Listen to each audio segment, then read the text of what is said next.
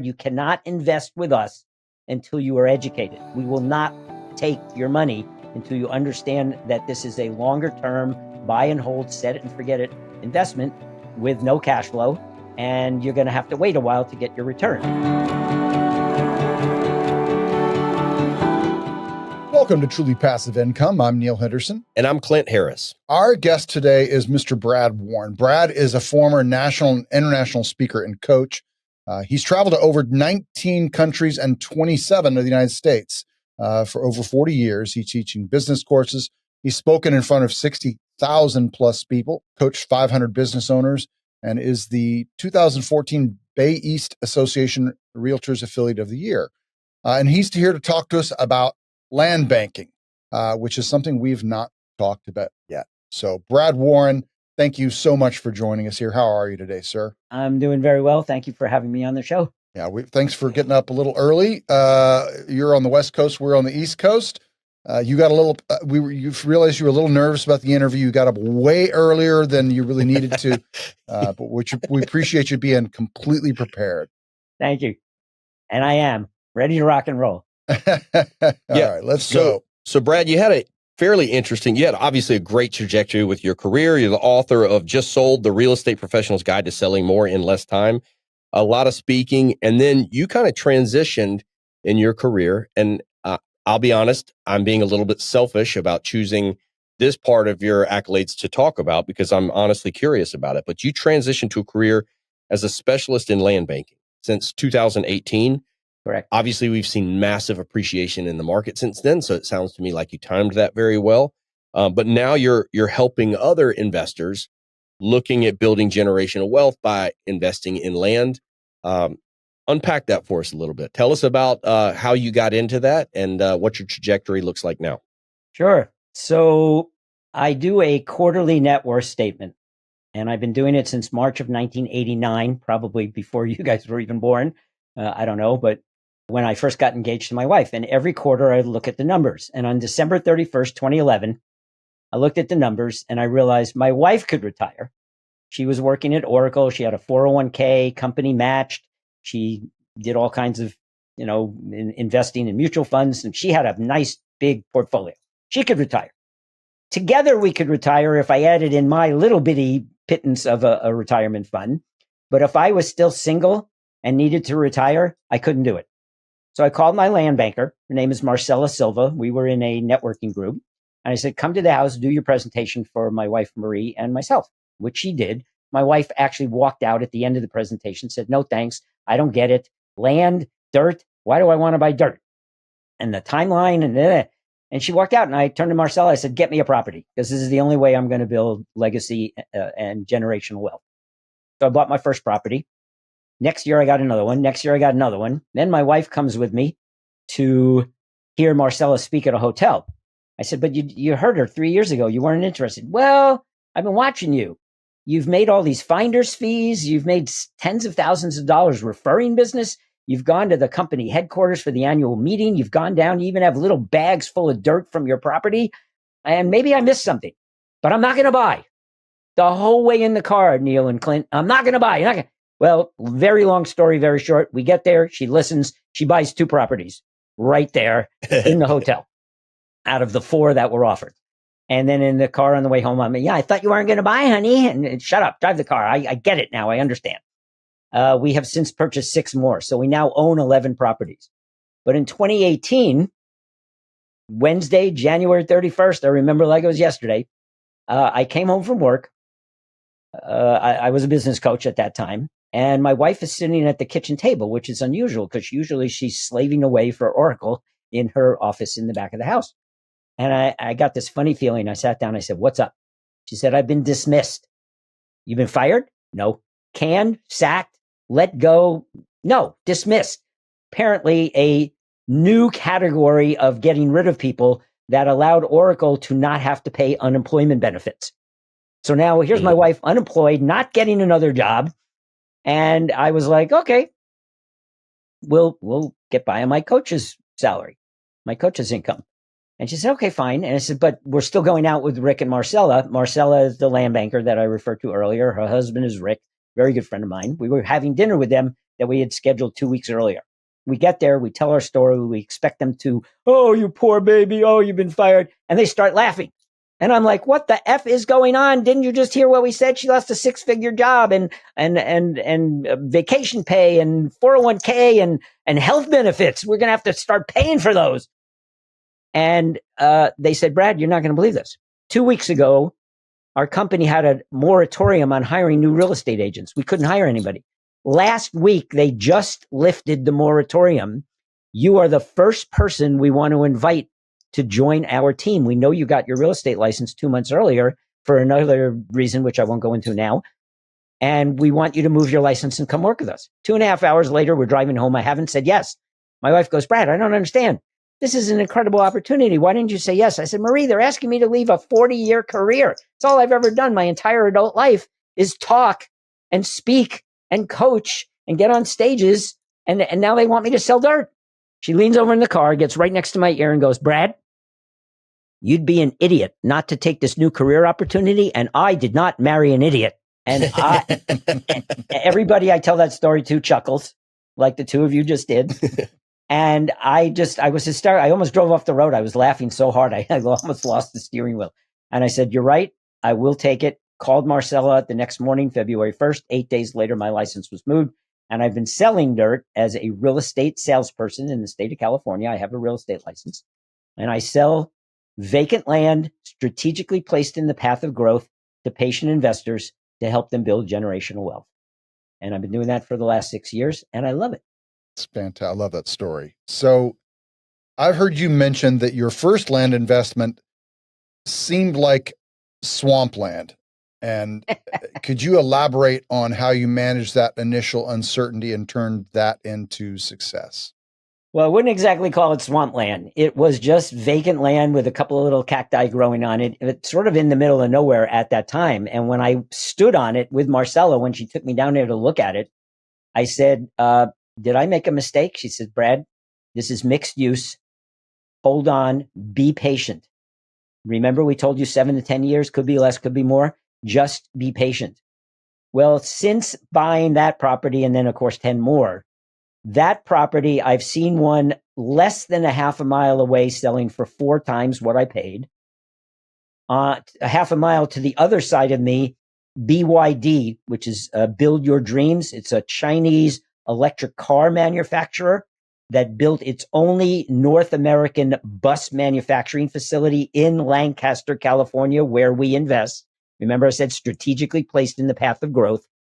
On the other side of me, a half a mile away, they just bought a 160-acre lot, and they're building a second bus manufacturing facility because the first one is at capacity. They can't handle all the electric bus orders that they've received, and now they're going to build another one, bringing in 1,000 jobs, maybe 2,000 people if you count husbands, spouses, partners, kids, maybe 2.5, I think is the actual number. So you're talking 2,500 more people moving there to take these jobs.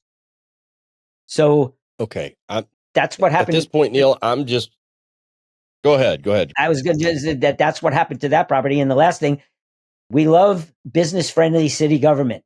You got to be in an area where the city government is not going to impede growth. Well, unbeknownst to me, I found out later after it happened, the city council rezoned my land from mixed use 4 to mixed use 5, which means instead of a 4-story apartment building or a 4-story hotel, they can now build a 5-story hotel or apartment building. What did that do to the value of my land? It just 1x'd it. It just increased it $115,000, and I didn't do anything.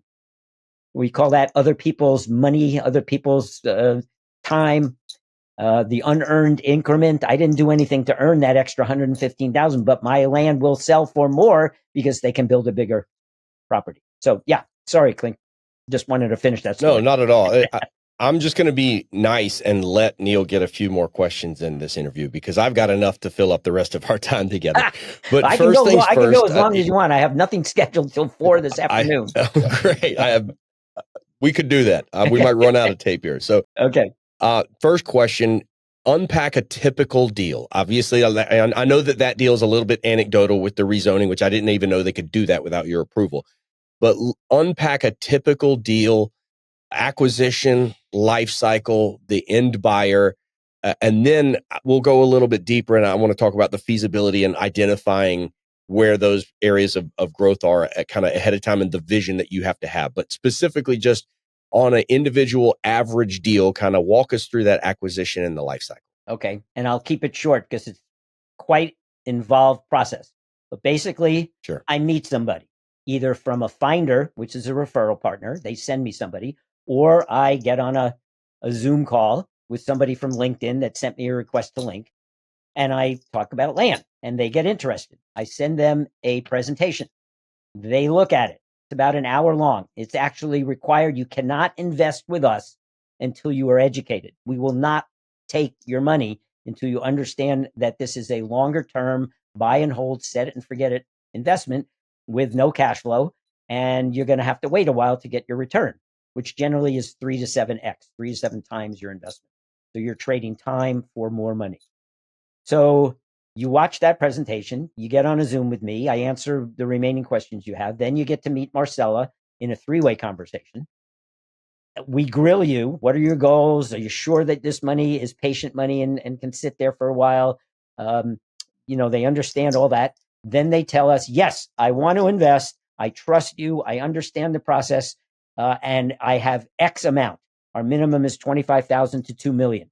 So they give us a range. Let's say they say $80,000. Okay, do you want solar or residential? Because with 80, we can actually move out of the low. There's 5 kinds of zoning for land, and solar farms and agricultural land is at the bottom, and then residential. Then you have industrial, commercial, and mixed use. So for 80, you can probably get a residential property. But we ask them, they say, no, I just want a solar property as big as I can get for 80,000. We then look in inventory. Valor actually, our company actually buys the land first. We use our own money. We buy the land, we put it in inventory, and then we wait. Person says 80,000. We call headquarters. They go to inventory. They look for something plus or minus 2. So 78 to 82,000, something in that range. If we have one, we pull it out of inventory. It's not available to any other investor, and it becomes the property of that investor. They get to buy that one. Not like you get in a car for residential, you drive around, you look at 10 houses, and then you pick the one you want. No, we pick according to your price, and that becomes your property. And then you go through the escrow process and the deposit and all that. And we have a 21-day close. And at the end, you get a fee simple deed. We pay the title insurance, and you own the property. Your land. You can go down and walk on it, dig holes, throw dirt at people, whatever you feel like doing. Got it. Okay. So they actually do close on the property. They own the property. And then now it's a waiting game, right? So you're sitting on there. There's no depreciation or anything that you can take because it's just literally a piece of dirt. You're not changing the zoning. You're not doing anything. You sit there and you wait. You're just paying the taxes on it. And then 3 years, 5 years, 7 years later, obviously you're looking at natural appreciation in the market. And are you advising people as to when it's time to sell and helping with that process, or are they just waiting and hitting the market? Great question. The short answer is we provide free negotiation coaching to any client, any investor that wants it. Not all want it. Some handle it on their own, which I personally think is a huge mistake. But once they get the offer, they don't know what the land's worth. Our investors don't really know. Again, this is very passive. They don't want to be involved. They don't care what's going on. They don't know what's being built down there. So they call up, and this just happened actually 2 months ago. One of my clients, 2 years, they've owned a property 2 years. Valor actually got a letter, handwritten letter from an energy company. Very odd. We thought it was a scam. We found the company. They're legit. We forwarded the letter, got on a call, the husband, wife, Marcella, and I. We spent 30 minutes with them going over the letter, giving them questions to go back to that energy company to ask. They were offering a 35-year lease on 30 acres at $3,500 per acre. If you do the math, 3,500 times 30 is 105,000 a year for 35 years is over 3.5 million. They didn't know about the escalation clause. We tell them to put in a 2 to 2.5 to 3% escalation clause to keep up with inflation. that adds several tens of thousands more dollars. They didn't know that. They were like, wow, that's incredible. But now they are on their own negotiating. They may get more than 3,500 or less or 38 years. That's up to them. But we will coach them. Yeah. And again, we will know if there are other investors in our company in that same area if they've gotten offers. And then we can I can tell my client, hey, we know of 3 other investors, all who got $3,800 and they got 3%. So make sure you're getting at least that much yourself. So very valuable information that we can give for free because we want our investors to have a big win. Obviously, we'd love it if they would reinvest with us, but if they don't, they don't. Brad, you mentioned something here I want to make sure that we cover, which is, it seems like there's a couple of different exit strategies or strategies here. There's just a full-on exit where like you've owned a piece of land for 3-7 years, whatever, and you decide sell it to someone down the line. But you mentioned a lease, and Clint and I have really we were at the Best Ever conference last April, and there was a guy there that was talking about ground leases. Do you deal with, is that sort of what you're referring to, a ground lease? Is that like for carbon capture and things like that? Carbon credits? I've heard of something like that. No, maybe it's not. It's not what you deal with at all. Yeah, his was more of like developers that would get into a crunch. They would sell the land underneath an apartment complex or whatever, and you would lease the land back to them. I think it's probably a little bit different, but in this situation, the beauty is that person still owns the land, and it effectively is a ground lease, that they're leasing it to the utility company or whatever it may be. Yeah. So they're getting paid for the next 30, 35, 38 years, right? And they still own the dirt. Correct. And what are the chances after the infrastructure goes in? Maybe it's obsolete by then, but it's not like 38 years from now, they're coming back and they're taking it apart, right? Right. So it's similar to what he was doing, that it's a legacy play in that situation. And I think that's interesting because one of the things I didn't think about with land banking, like typically when I think of land banking, my go-to reaction is preservation of wealth, that you're turning dollars into dirt, right? We all know that the value of our dollars is going down. We all know that they're not making any more land, and the land is going to continue to go up in value. It's going to go up in value at the same rate as inflation, plus the natural appreciation of the market and the development that's happening in that area. Correct. So land has always been a good hedge in terms of a store of wealth.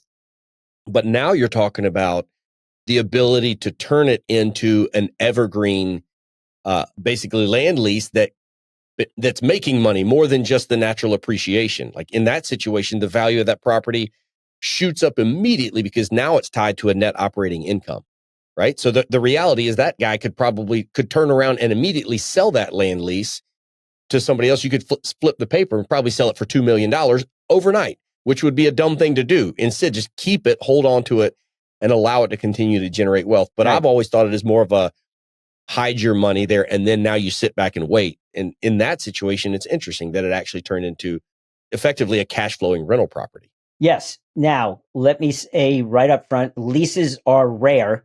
This caught all of us off guard and by surprise. We've seen them begin to increase because the energy companies in California, because of the laws, have to by the year 2045, they have to get all of their energy for buildings and homes from renewables. And right now we're at about 36%, 37, 35. And that took 25 years to get there, something like that. So how are we going to get to 100% in the next 21 years? Ain't going to happen. So these energy companies are going crazy building these massive solar farms. They're 1,000 acres. They're gigantic. They're, like a mile square, 2 miles square. And we're seeing more leases because we're assuming they don't have the capital to buy it outright. They want to spread their payment over time. And yet once the panels are in, they're making money. So they can afford to go longer and pay more cumulatively over that 35-year period. And that allows them to buy more land or lease more land and build more of these solar farms fast because they're going to be fined millions of dollars if they don't hit those goals. So it's a whole bunch of factors going on. Yeah, interesting doesn't even begin to describe this whole field. I've been doing this now 6 years as an investor, 6 years as an agent, And in 12 years, I'm still a novice. I am still learning about this business. It's just fascinating to see what's going on. And now you've got all these electric buses and electric cars and electric trucks. The trucks are ridiculous. It takes as much energy to charge up a car as to run a house for an entire day. That's just one truck. There's hundreds of them, thousands of them going to be on the road. Hundreds of thousands, just in California. Where is all this electricity going to come from? The sky, from the sun. Yep. That's where most of it's coming from, because no hydro, nuclear's on the way out, fossil fuel. No, it ain't happening. It's the sun. That's where most of the energy has got to come from. So this is a whole macro economy that we're uncovering here. Correct. This is a significantly, like, if that's the consumer, then obviously that's an unbelievable demand that has to be met over the next few decades. Yes. Let me ask you this, from a feasibility study standpoint, what is going through the process? And I'm not asking you to reveal the secret sauce, but like, how are you guys identifying the markets? How are you identifying the land? What are the demographics? What are some of the, are you looking at residential density or growing areas? Are you looking at near interstates or highways? Unpack that for us a little bit as to how we have confidence that you guys are picking winners. That is a huge question. So let's do it real fast. First of all, we only invest within a 60-mile radius of downtown LA. Not in LA proper. LA is all built up already. You can't buy land in LA anymore, 5 to 7 million an acre, if it's even available, which it's not. So we're in the periphery of that 60-mile radius. Lancaster, Palmdale, Victorville, Adelanto. We've gone out a little bit into Palm Springs, Desert Hot Springs, and we're moving north to get more of the cheap land for the solar. So we're outside that 60-mile radius at the top of LA County and into the bottom of Kern County, which is contiguous to LA County. We have a dedicated team. We call it the Research and Acquisition Department. They have a checklist, and I can't reveal all the secret sauce, as you said, but it's got 16 things. And every piece of land that they look at has to get 16 yes check marks, or we don't touch it. It's just not going to fit our criteria. We also have something called the 10 growth factors. There are 10 macroeconomic things going on all inside that 60-mile radius that lead us to believe, with, I can't guarantee, but I'll say absolute certainty, that the areas that we invest in are growth areas. We've seen it. The mayors have declared it. We read all of the city document, all the planning documents, the general plans. We go to city council meetings. We stay in touch. We follow the money. So one example, City Council of Lancaster and Palmdale, several years ago, put $180 million of city money into widening the off-ramps on the major Highway 14 that runs through the two cities. You got to ask yourself, why? Why are they spending $180 million of taxpayer money to widen the off-ramps? Duh, they're going to be building stuff at those off-ramps. So we start looking at all the land right near there and buying up as much of it as we can.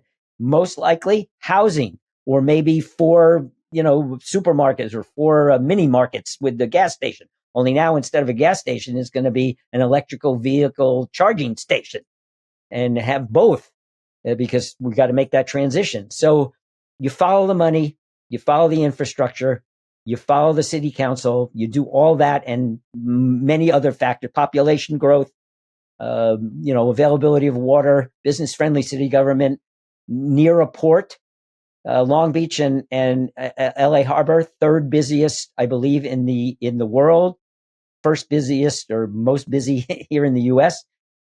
Where do all of those cargo ships that are bringing in all those containers, where do they put all those containers when they land here in the US of A? They put them in warehouses. Where are they building those warehouses? Lancaster and Palmdale. Because the other cities have put moratoriums on building warehouses, because the community has finally gotten, has risen up and said, no, but not in my backyard. Black, Latino, Asian communities are disproportionately affected by all the fumes, the noise, the traffic, the deaths, people getting killed by the trucks and whatever. And they basically lobbied their city councils. And so several cities inside that 60-mile radius have said, no more warehouses. We're putting a moratorium. Well, guess what? Lancaster and Palmdale said, come on up here. We got the land. It's cheaper than you can get it down there, and we welcome you. And so there are massive amounts of millions, literally millions of square feet of warehouse space on the board, or even shovels in the ground. They're starting to build them already.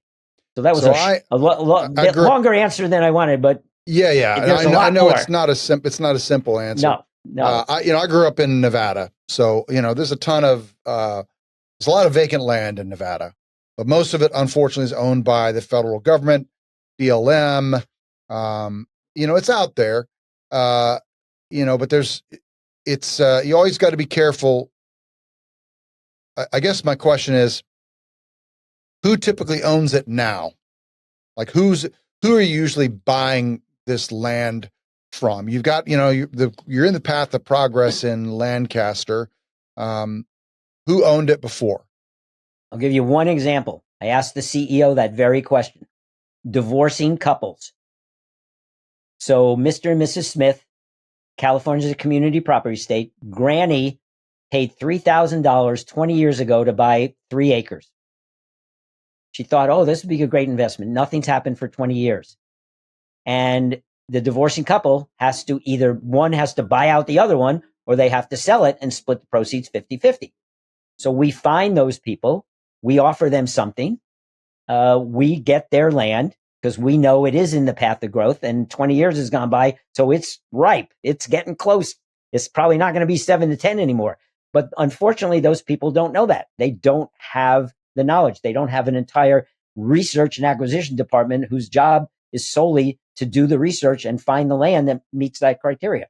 So that's one source of the vacant land that we purchase and then make available to our investors. Got it. So we spoke briefly before we started recording. I want to bring up something that, the name of the podcast is Truly Passive Income. And the funny thing is, the reality is that there is nothing that is absolutely truly passive. Even what Neil and I do, we're syndicators and we're operators, and our investors just put their money in. We develop the deals and they get their proceeds. But the reality is, you still have to vet the operators. You still want to look at the deals. You're still looking at the K1s and the monthly newsletters and the quarterly distributions and all that. And it may be a tiny amount of your time compared to the return that you're getting. But the reality is, nothing is truly passive. And I think part of the conversation that we often have is not about truly passive income. It's about what is not truly passive income, and kind of unpacking what that strategy looks like. So talk to us in terms of the way that the investors need to think about this and what is expected from them with this type of strategy. And I love the fact that they're not buying a rental property that they have to manage. You're literally just waiting. You have to have some patience. But there's also going to be some front loading of the work and then making decisions on the back end as to when to liquidate. So walk through from the investor's perspective what the expectation is. Well, you said the P word yourself, patience. The biggest obstacle to land banking is getting impatient and needing that money for something else. That's why we go through before they buy and we ask, are your kids going to college? Do you already have that fund set up for them? What about a hip replacement? What about buying that new Tesla or going on that round the world cruise with your sweetheart that you've wanted to do for 20 years? If you're going to need that money for that, don't buy land. I have actually turned a couple people away because it was inappropriate. Age is another factor. I had one guy, he was in his 70s and he wanted to buy. And he was like, oh, yeah. And we started filling out the contract. And the next day he called and I'm like, okay, here's the call I was expecting. He said, my wife and I talked about it overnight. We realized we'll be 10 years, we'll be 85. And yes, our kids can have it, but we've already got them taken care of. So we're going to back out. I said, great. I'd rather you back out now than call me every 6 months. How's my land doing? How's my land? Oh my God, nothing's happening. I had one client do that. I was ready to smack her. She bought a $750,000 property and nothing happened. Nothing happened for 5 years. I just got an email last week. She just closed $2 million. And she didn't use us. We were going to get her up to 3 million, probably, or 2.5. And she thought she could do it all on her own. So we said, fine, don't here's our suggestion. Have a nice day. It's your land. So she got a nice, I mean, what's that? 2 times, 1.5. It didn't quite hit the 3. We wanted to get 2.25 and it would have been 3x, which is the minimum that we like. So you got to have patience. You just literally, one guy called and said, should I put up a for sale sign? No. Should I hire a real estate agent? No. What should I do? Nothing. We explained this to you several times. Read my lips. Don't do anything except pay your property taxes every November on time. That's it. And when you get that call or that letter or that email, then you call me. You do not reply. You do not respond. You don't even say hello back to them. You send me that information. I get in touch with Marcella. We powwow with the CEO of the company. That's who gets involved. Guys had, 40 some odd years of experience in this business. The company's been around 45 years. He's the son of the founder, has a PhD in economics. He's brilliant. One of the smartest people I've ever met. And you just wait. It's a very different kind of investing. And we just need to make that clear at the start so that people don't invest who are going to need the money. It has to be what we call patient money. Most of my clients use self-directed IRAs and self-directed Roths, occasionally cash, and occasionally a 1031 exchange. I was thinking about that seems like a good place for retirement dollars, even though you're missing out on the compounding interest, that you have opportunity to have a really big upside on the back end. And Correct. if you can do that tax-free, that's obviously a pretty solid way to do that. And it's just sitting there and appreciating over time. You mentioned previously on one of your deals that the council actually changed the zoning on your property. Is there any type of forced appreciation play with these types of properties where you can go and file to change the zoning? And, are you guys looking at changing zoning or anything like that? Or are you guys buying bigger pieces of property and breaking them up? Or you literally just buy it and sit on it and they're going to change the zoning as needed? Or how does that work? No, yes. We don't buy bigger ones. We don't buy bigger ones and split them up. I forgot what the second question was, but about changing the zoning. Yeah. We don't, to my knowledge, I have never heard in the 45-year history of the company of us approaching the city council asking them to rezone. They just do it and we love it. It doesn't happen very frequently. In fact, in my 12 years with the company, that's the first time I've heard of that happening. So whether it's happened before, could have, and then maybe I never heard about it, but that it was my land, so I knew about that one. But you just let the economic forces play out. You just sit there and do nothing except pay your property tax, which, by the way, with Proposition 13 in California, property taxes are very low to start with. When it changes hands and the assessor comes in, they never assess it at the purchase price because it's vacant land. They assess it maybe at half. So you're starting low, and then it can only go up a maximum of 2% a year. So let's say the first year you paid $500.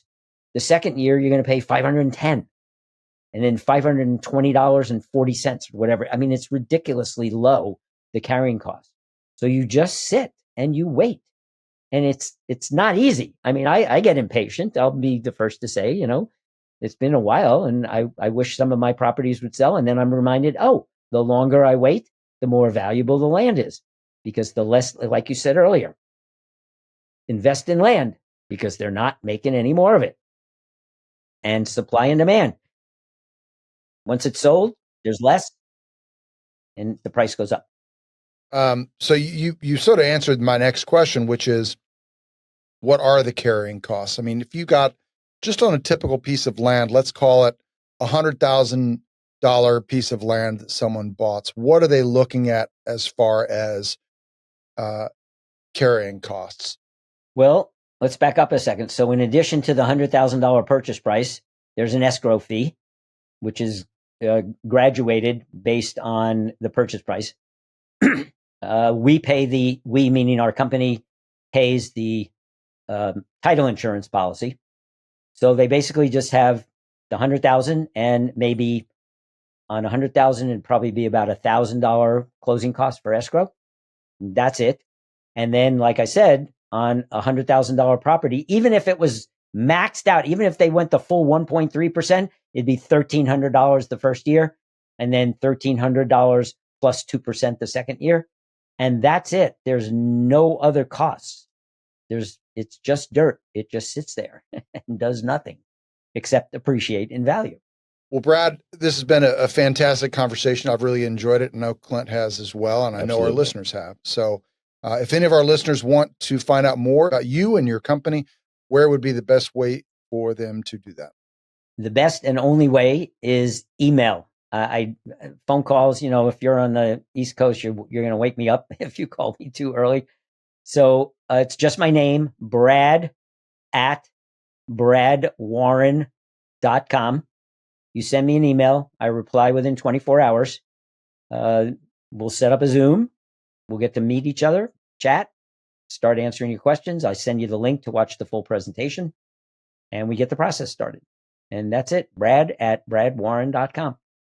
Well, thanks, Brad. Thanks for your time. It's been wonderful. Yeah, thanks a lot, Brad. Really appreciate you educating on that. My pleasure. Thank you so much for listening and watching the Truly Passive Income podcast. If you liked the show, if you think it would be useful for someone else, the greatest compliment that you could give us would be to share the episode, leave a comment down below, or leave us an honest review. If you have any questions, don't hesitate to let us know down below. And remember, with truly passive income comes freedom of time, place, and the freedom to pursue your higher purpose.